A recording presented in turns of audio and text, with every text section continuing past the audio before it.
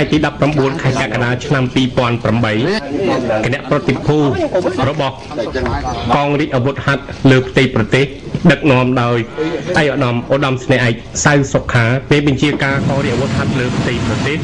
ហើយដែលក្នុងនោះមានវត្តមានឯកឧត្តមស្នេហ៍ឯកខឹមសុភ័ណ្ឌអគ្គនាយកនៃមជ្ឈមណ្ឌលសកម្មភាពកម្ចាត់មីនកម្ពុជាស៊ីម៉ាក់ព្រមទាំងអស់លោកជាមន្ត្រីជាន់ខ្ពស់យោធាសេនានុព័ន្ធអនុព័ន្ធនៃបណ្ដាប្រទេសជាមិត្តក៏បានរួមដំណើរផងដែរនៅក្នុងដំណើរឆ្ពោះទៅកាន់ប្រាសាទព្រះវិហារខ្មែរយើងគិតមកដល់ថ្ងៃទី19ខែកក្កដាឆ្នាំ2008នេះគឺជាថ្ងៃទី4ហើយបន្ទាប់ពីមានការលើកចូលមកដល់ក្នុងភូមិសាស្ត្ររបស់ទឹកដីប្រាសាទព្រះវិហារនៃប្រជាណាចក្រកម្ពុជាយើងរបស់កងទាហានថៃបរិយាកាសក៏ដូចជាទស្សនវិជ្ជាទាំងឡាយទូរទស្សន៍ជាតិកម្ពុជាដែលមានរូបខ្ញុំផ្ទាល់កឹមគុណវត្តបានចុះទៅដល់ទីតាំងជាក់ស្ដែងលើប្រាសាទព្រះវិហារខ្មែរយើងនៅព្រឹកថ្ងៃទី19ខែកក្កដាឆ្នាំ2008នេះសូមអត្ថាធិប្បាយនិងជម្រាបជូនពីទស្សនវិជ្ជាជាក់ស្ដែងដែលយើងបានទៅដល់ហើយបានឃើញលើអ្វីដែលកំពុងកើតមានឡើងលើកំពូលភ្នំប្រាសាទព្រះវិហារដោយដែលយើងបានបង្ហាញជាបន្តបន្ទាប់ដោយតទៅនេះ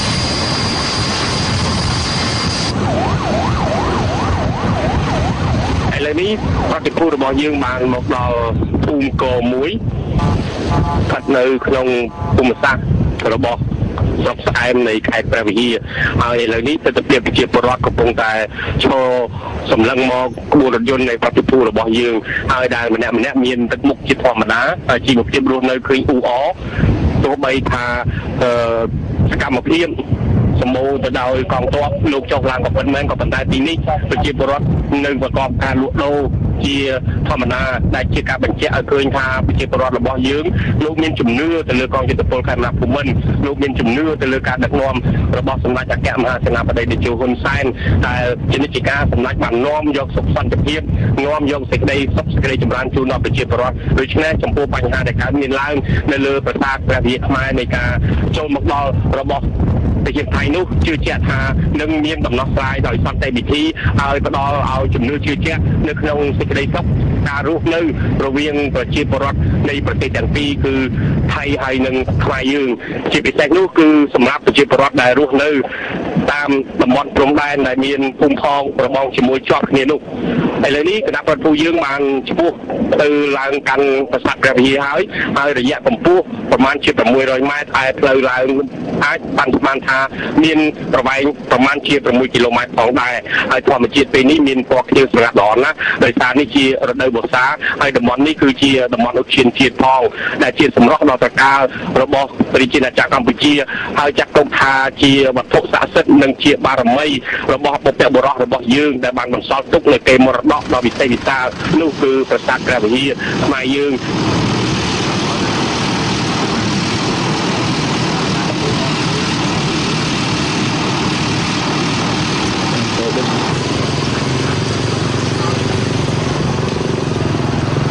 លោកបថាឡើងទៅឲ្យលឿនក៏នៅជាយូឡាន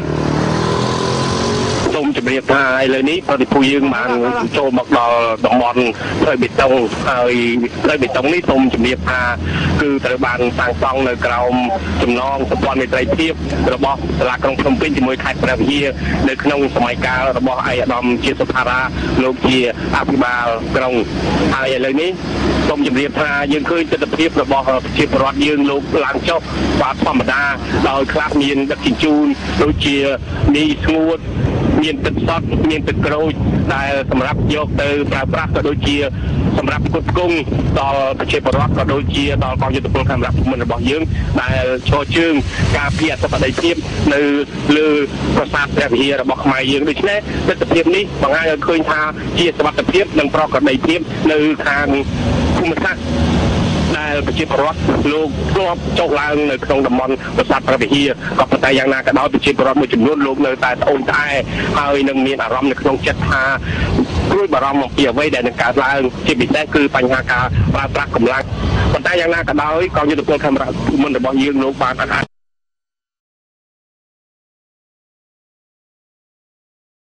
របស់ប្រមុខរាជរដ្ឋាភិបាលនោះគឺសម្ដេចអគ្គមហាសេនាបតីតេជោហ៊ុនសែនដែលលោកនៅតែប្រកាន់ខ្ជាប់ សូមនំពោឲ្យប្រជាជនរបស់យើងស្វាគមន៍ហើយសូមឲ្យដំណើរការនៃដំណោះស្រាយលើបញ្ហានេះគឺប្រព្រឹត្តទៅតាមរយៈការចរចាការសន្ទនានិងស្វែងរកដោយសន្តិវិធី